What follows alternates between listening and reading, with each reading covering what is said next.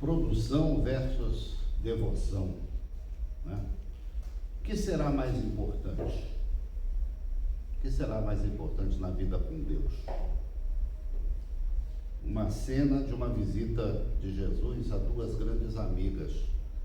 E aí nós temos então uma resposta a essa pergunta, que é uma pergunta que está constantemente nos afetando, nos assaltando, nos preocupando, não é?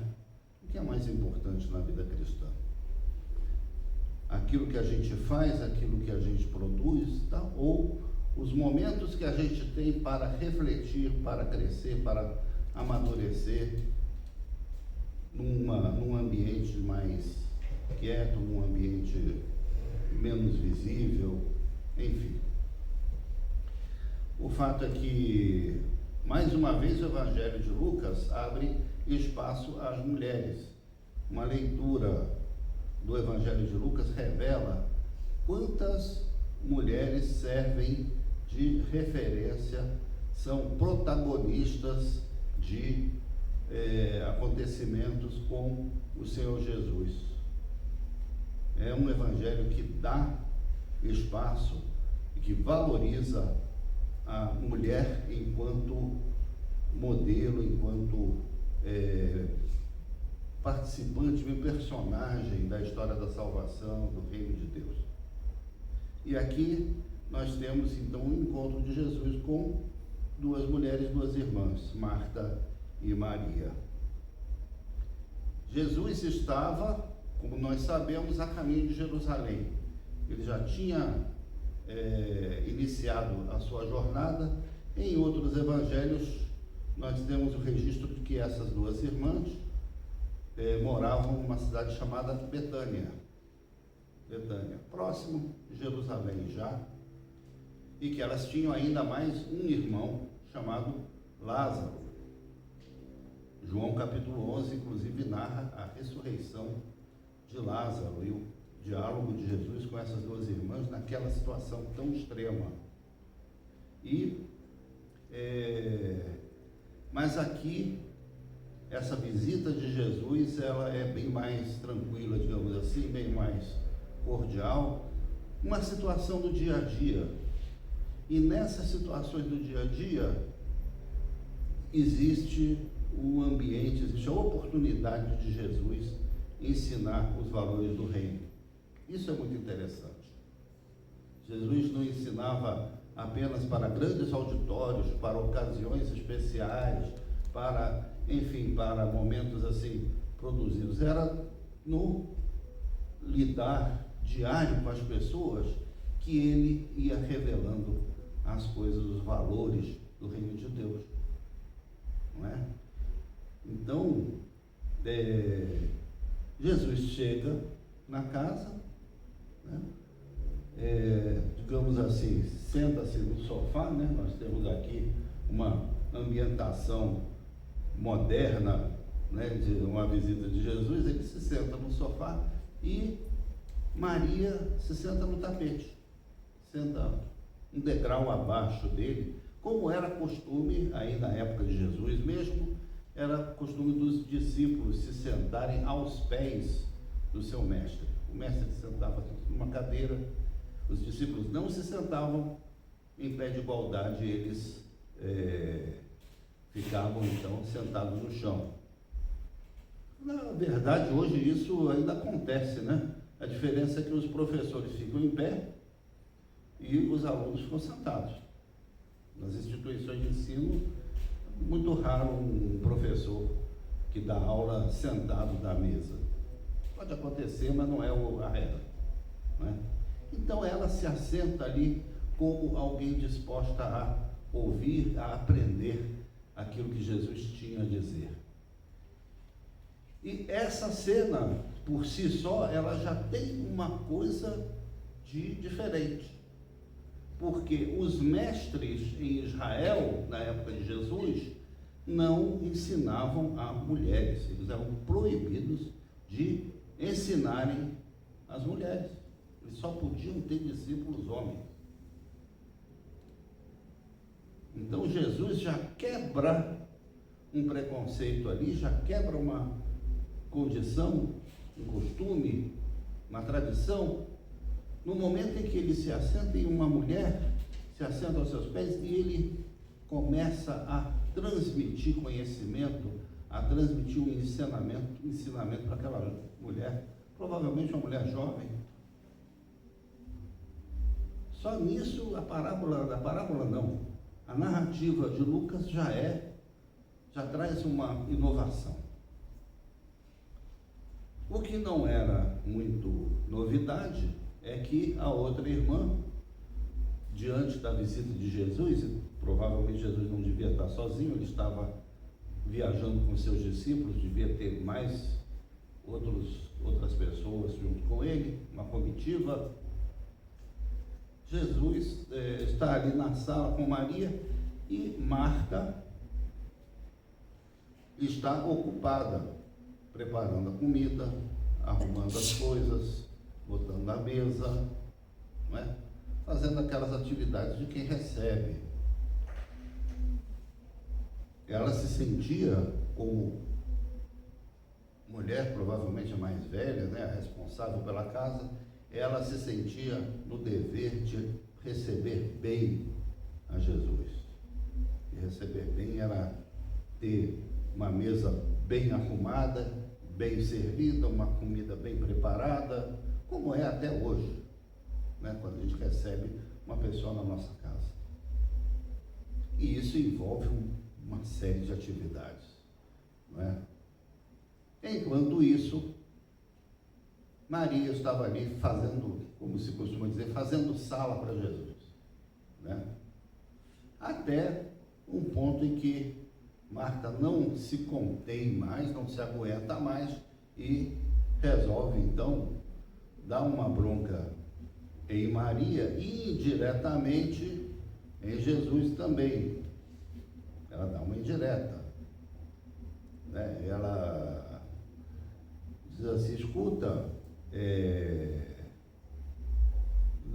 será que não dá para interromper a conversa e não você liberar ela para me ajudar aqui? Porque eu estou fazendo tudo sozinha nessa casa, né? Então ela já assim, né, com muito tensa, ela se dirige aos dois ali. E a resposta de Jesus, então, nós vamos ver um pouquinho mais adiante, mas a gente antecipa, né, que ele coloca uma questão para ela avaliar.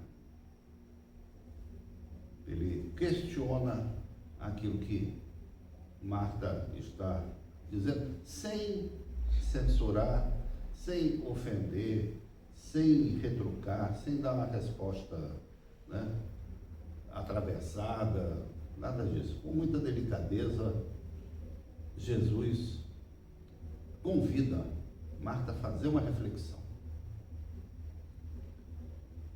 A questão é que Maria e Marta representam duas atitudes em relação a Jesus que nós encontramos no dia a dia, ao longo da história da igreja, ao longo dos séculos, porque existem aquelas pessoas que veem em Jesus uma fonte de reflexão, de espiritualidade, né? Um ensino, alguém assim com quem se relaciona de uma forma, digamos assim, íntima, de uma forma de aprendizado, e aqueles que veem em Jesus um Senhor que deve ser servido da melhor maneira e de forma muito prática e de forma material. Então são aquelas pessoas que buscam servir a Jesus a partir de coisas mais concretas, produzindo coisas, fazendo coisas através, digamos assim, das suas obras, através dos seus talentos, não é?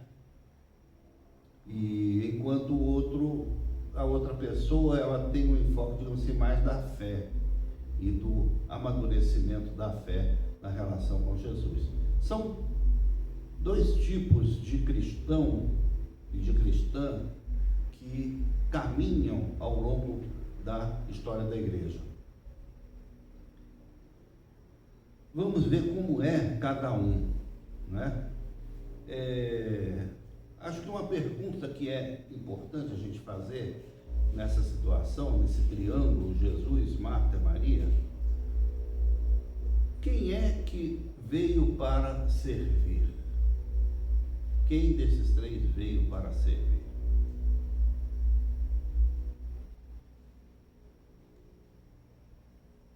O próprio Senhor Jesus diz o seguinte: o Filho do Homem não veio para ser servido, ele veio para servir.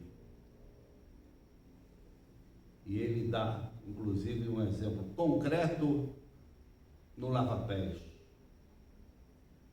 Quando ele que diz: olha, eu sou o mestre e senhor, mas eu vou servir vocês, eu vou lavar os pés de vocês. E o maior entre vocês vai ser aquele que servir.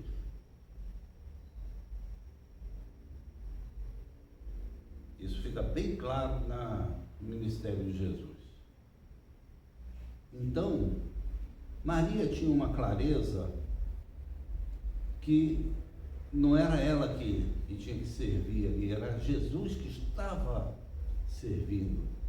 Era Jesus que estava abrindo o seu coração, que estava dialogando com ela, que estava lhe passando um ensinamento. Ela se deixava servir por Jesus. Vejam que coisa. Ela se deixava servir por Jesus. Ao passo que Marta, ela se colocava na situação de quem servia a Jesus.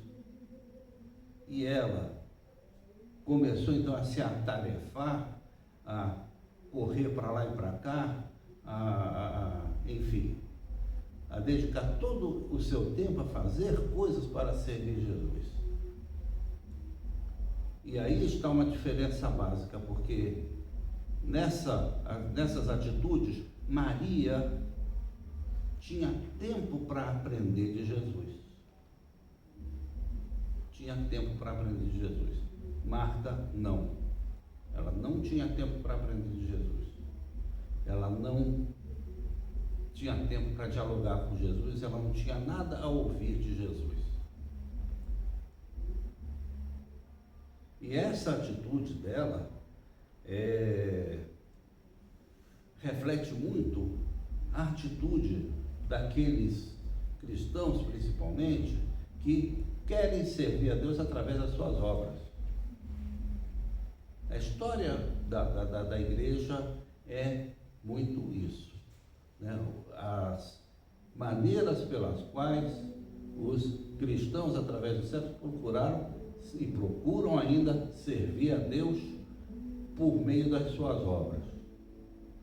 E quem serve a Deus por meio das obras, ele acumula mérito. Quem produz muito ou quem produz mais, ele, digamos assim, ganha mais crédito diante de Deus. Isso é uma coisa automática. Estou falando na cabeça da pessoa, não estou falando na teologia. Mas nesse sistema, nessa forma de raciocinar, então, né, a ponto de cobrar, né, o que Marta fez. Cobrou de Jesus que liberasse a irmã para ajudá-la, porque ela já tinha feito muita coisa, não é? Então, ela, além de não dedicar um tempo para aprender o que Jesus tinha, a receber aquilo que Jesus tinha a lhe oferecer, que era muito, ela também se via na condição de cobrar de Jesus aquilo que ela já tinha feito, não é? Já a Maria, ela representa muito aqueles que reconhecem que não é por aquilo que faz, não é pelas suas obras que você se relaciona com Deus. Ela até pelo contrário, ela não via nada que ela pudesse fazer, o que ela devesse fazer para agradar a Jesus.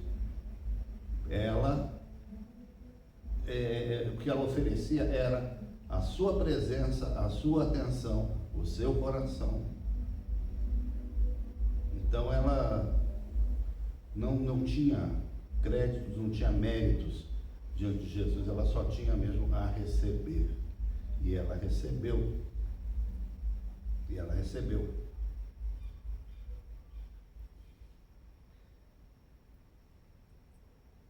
Muitas vezes eu me questiono, não é? Que tipo de cristãos os pastores gostam nas suas igrejas, né?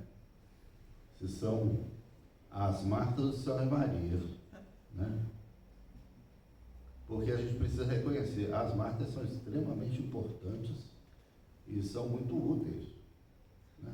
Falam o nome feminino, mas eu não estou falando só de gênero.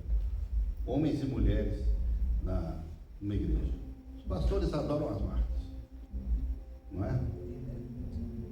Inclusive, nas nossas estruturas eclesiais, nós temos o quê? Nós temos cargos, não é?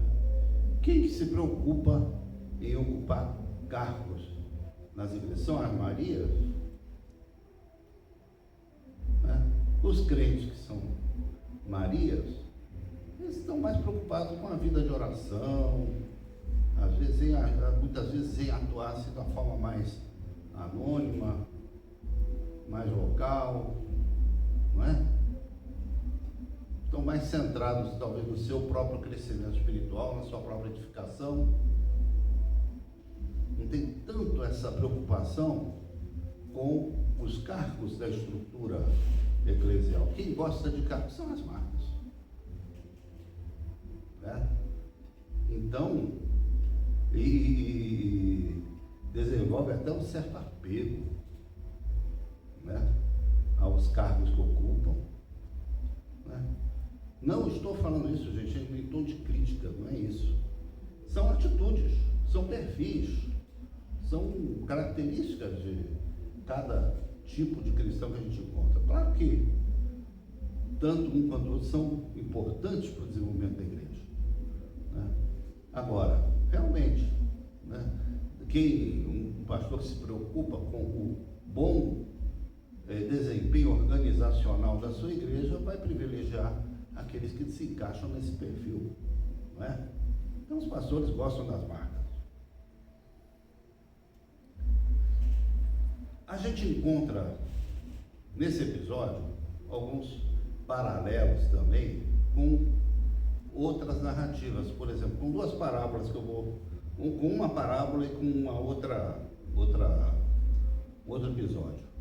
A parábola chamada do filho pródigo, eu gosto de falar a parábola do pai amoroso, né? Porque não foi só o filho pródigo ali que precisou mudar de atitude, né? Os dois filhos precisavam. Mas nessa parábola nós temos o quê? Um filho que se preocupa em estar presente, em estar ali o tempo todo, estar ali ao lado do seu pai, e que se atém às regras, né? Que não sai da estrutura familiar em tempo nenhum, e outro que sai pelo mundo. E sai pelo mundo e volta de mãos abanando depois de ter desperdiçado o patrimônio que ele tinha herdado, não é? E esse filho, então, chamado de pródigo, que retorna, ele reconhece a sua condição, ele diz: olha, pequei contra o céu e contra ti, não sou digno de ser chamado seu filho. Dá lugar aqui entre os trabalhadores. Ao passo que o outro filho que não saiu de casa, né? Então ele diz: olha, o tempo todo eu fiquei aqui e não ganhei nem um cabrito para matar para fazer uma festa com meus amigos. Ainda veio a cobrança do mérito daquele que permaneceu. Não é? Olha o paralelo aqui, as semelhanças que existem entre uma Marta e uma Maria na narrativa da família desse pai amoroso, não é? Uma outra situação, Judas Iscariote, quando Jesus vai visitar uma casa e uma mulher, parte um vidro de perfume caríssimo e unge os pés de Jesus e enxuga com os seus cabelos, tal, e Judas então olha para aquela cena e diz assim: poxa, esse desperdício, esse perfume caro desse jeito, a gente podia ter vendido esse perfume aí, feito uma rifa, não é? Eles levantavam dinheiro e faziam uma ação em favor dos pobres. Isso é muito melhor do que, né, gastar tudo aí nos pés de Jesus, né? Olha a visão de cada um, a visão daquela mulher, de estar, para ela a coisa mais importante era estar com Jesus, era fazer alguma coisa por Ele, ter um contato direto com Ele, se entregar com o seu corpo, com seus cabelos.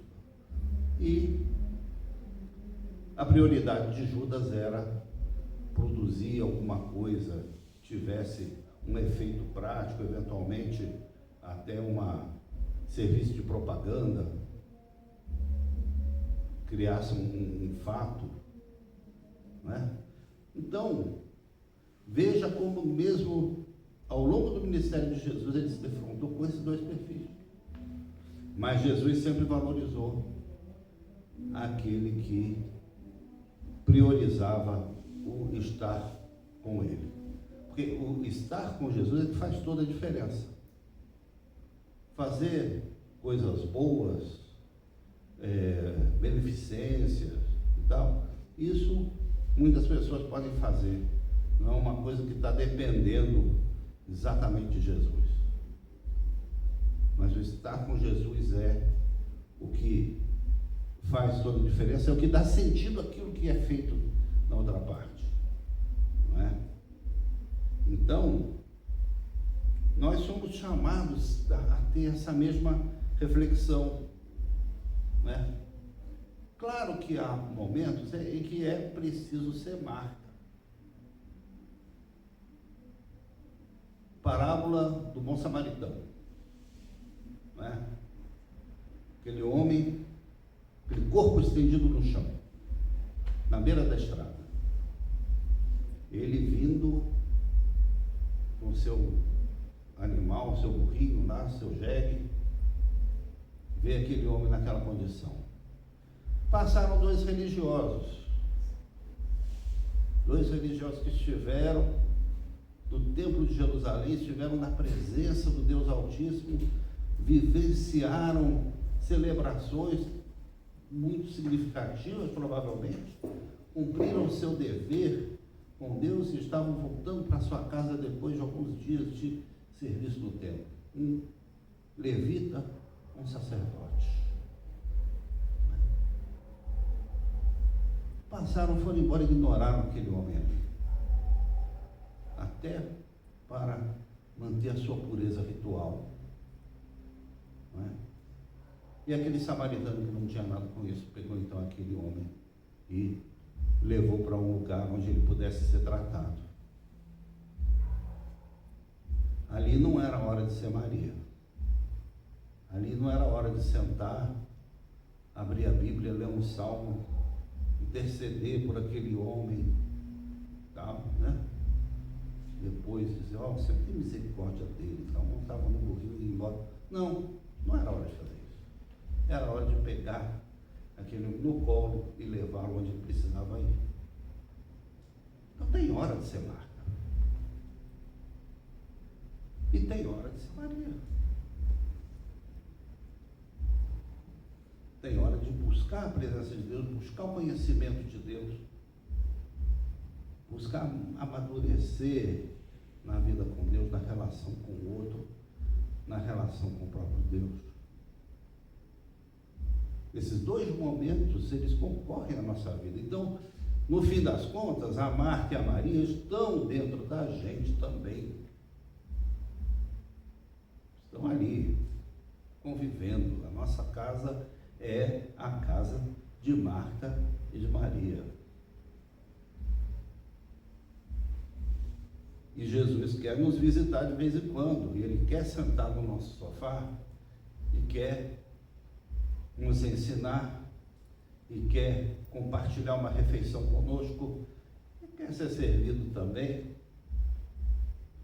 A casa de Marta e Maria é o coração da gente, é a nossa vida, não é? Então as nossas reações na presença de Deus, né, elas acontecem nessa dualidade. Qual o momento certo da gente ser um ou de ser outro? A gente precisa ter essa sabedoria, a gente precisa ter esse amadurecimento na nossa caminhada para a gente saber. O fato é que o ministério de Jesus nos mostra que o movimento de Jesus, o movimento que ele produziu ao longo da história, ele não era nem um movimento de contemplação, né? Um movimento espiritualizante, sim, unicamente de devoção divina, e não era só também um movimento de produzir curas, acontecimento, multiplicação dos pães, né? Toda aquela dinâmica, né? Todas aquelas grandes pregações e tudo, né? Então,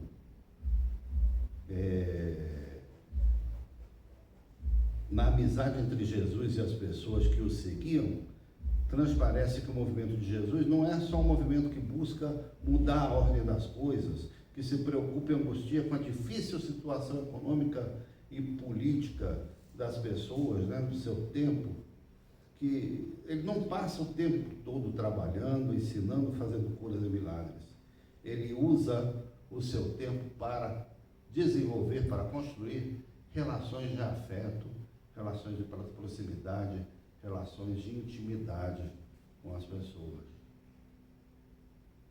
É esse o modelo do ministério de Jesus, é esse o modelo que a igreja é chamada a seguir, a reproduzir, a multiplicar.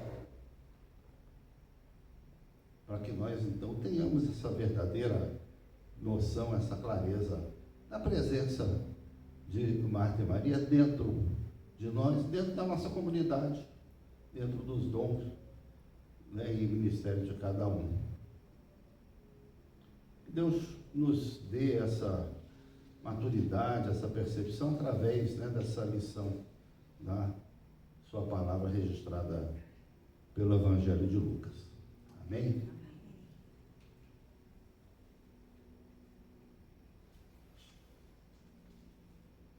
Vamos... Não tem ofertório, não? Não, pulei o slide do ofertório. Mas é hora de ser Marta quando a gente contribui também com a nossa comunidade, quando a gente participa materialmente do nosso ministério. Amém? Vamos nos preparar para um momento de intercessão com esse cântico pelas dores deste mundo.